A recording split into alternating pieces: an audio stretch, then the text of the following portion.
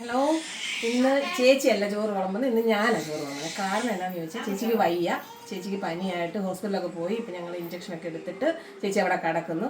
എന്നാൽ ഞാൻ ആദ്യം ചോറുണ്ടാവുമെന്ന് വിചാരിച്ചു, പക്ഷെ ചേച്ചിക്ക് ഇച്ചിരി ചോറ് കൊടുത്തിട്ട് നമുക്ക് ചോറ് വിളമ്പാവേ.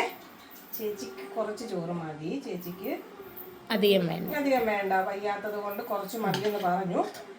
പിന്നെ ഇന്നത്തെ ചോറ് തോരനുണ്ട്, പാവയ്ക്ക തോരൻ കുറച്ച് മതി.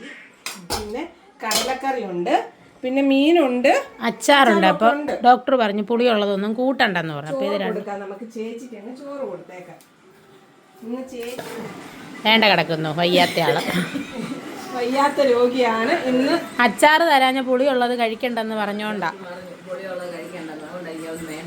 സൗണ്ട് ഇല്ല അതുകൊണ്ടാണ്. ഇന്ന് നീ എല്ലാരും ചോറിനാ വിളിച്ചാൽ മതിയേ. ചേച്ചിക്ക് ചോറിനാൻ വിളിക്കാൻ സൗണ്ട് ഇല്ല, അതുകൊണ്ട് തൽക്കാലത്തിന് ഇന്ന് ക്ഷമിക്കുക. ഇന്ന് ഞാൻ അങ്ങ് വിളിക്കുവാണ് ചോറിനാണ്.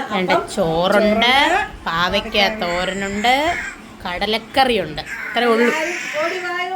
ചോറുണ്ടാവും.